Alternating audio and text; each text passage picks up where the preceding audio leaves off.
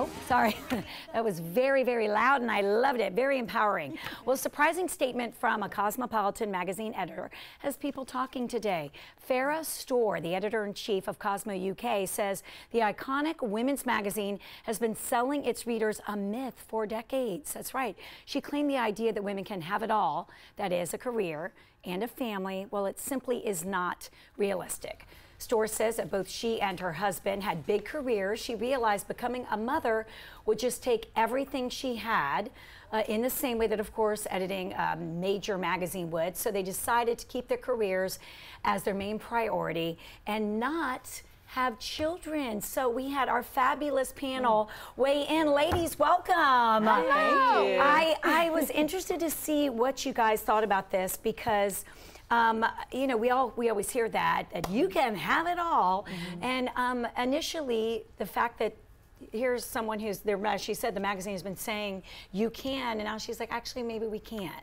What do you think, Kara? Well, I'm glad that we can finally blame Cosmo for all of our Yes, problems. That makes me feel good. I've been wanting to blame him since about 19 for things, right? Yes, yeah. Perfect. Well, I mean, I think it was interesting when I read this. I thought, of course, like, it's what do we perceive as having it all, right? Like, I think if we decide for ourselves what having it all means, then we're much more at peace with our decisions, right? So it comes down to us accepting ourselves for what we want to do and what we don't want to do, and maybe not accepting everybody else's outside influences because they're not paying your bills and they're not living in your family. Yes, exactly. You know what I mean? Amy, what do you think? I think Cosmopolitan, if they expect out of their employees what they expect out of their readers sexually, it's probably over the top.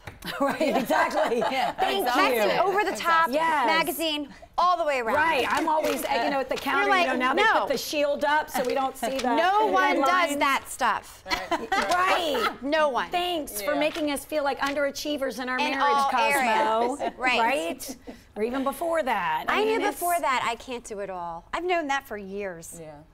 Do you know of anybody, do you, Erica, who really, do you feel like there's a like a close friend that you're like, God, she has it all together. But you know, she like Kara said, it's what you perceive as your all. That's true. And everything to me is in balance. So if for me, my all is I want to have children, I want to have a career, I still have to have balance. Right. Because when you hear the term having it all, it's like, yeah, it's mine, right. give me. And that's really not the case. It's that like, is true. yeah, I want to have a career, I want to have a family, and I want to have children. And it's a balance that we play with life. We talk about that all the time. It's balance. It could, it's funny because you're right, that it could have a negative connotation, really. It doesn't have to be that way at all, but it really is about what are you able to manage and feel like you do well. The only thing I wanted to get your ladies' take on it, I believe the author, she's 37, and she mentioned in the article something about changing her mind after IVF.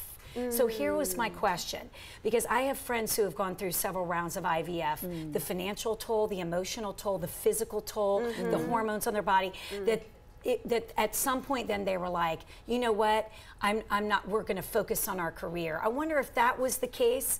You know, because then that's a little bit of a different ball game in that, or was she just at 37 said, I'm not gonna do it? Because I know that the IVF aspect of that weighs on people so heavily that it might be where she just said, I'm going to put this isn't going to work for us apparently, so I'm going to focus on my career. I don't know, I'm curious to dig in a little more about her life. I'm curious about the age, 37?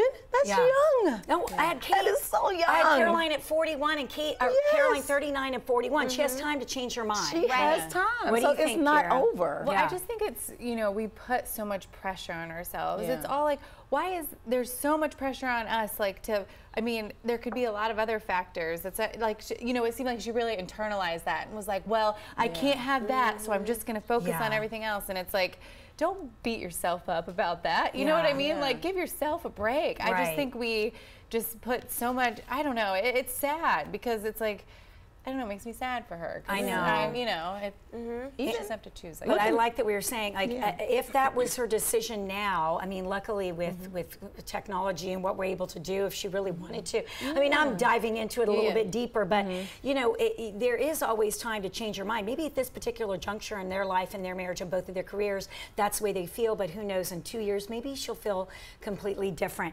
But she goes on to say that the magazine sold that lie, and that's, you know, kind of, she found that kind of ironic. Well, there are, sorry to interrupt you, No, but there are but also lots of ways to have babies. You know, Right. I mean, honestly, Yes. I am a club of the adopted families, and yeah, I'm a member, card carrying member, and so I think there's so lots true. of ways to enjoy this. But I think it was just almost not even just the notion of the family being able to have both.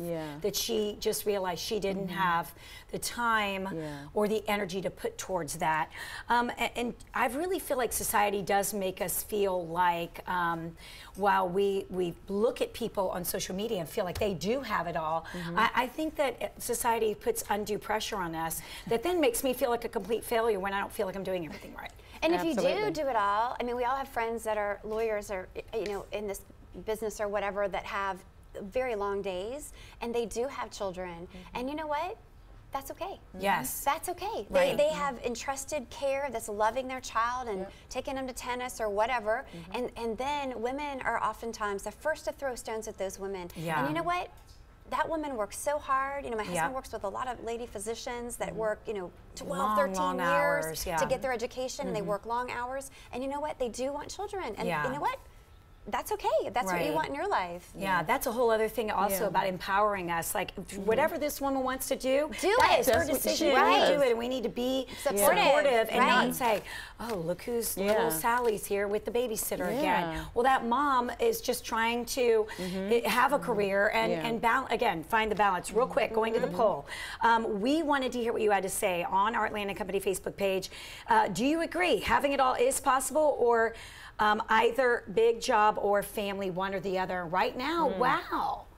Good for our happy Atlanta Company viewers. They're optimistic, and they say 67% of you say that you actually can have it all. Yeah, but you know, I was looking at reading the article. I was looking at her face in the picture, and I felt sad for her. I know. And I think I felt sad because of society's pressure that you have to be so perfect that we forget that it's our choice. Right. Whatever we want to do is our choice. And there's some women that feel whole and complete without children, and that's okay. Yes. But I don't want her to get to the end of the career and look at the things that she's accomplished and go, I hate it. I hate that I did this, and resent it. Right. You Was know? it worth it? Was it worth it? Yes, that I don't have a family now. Yeah. I mean, again, those are going to be something that only time will tell.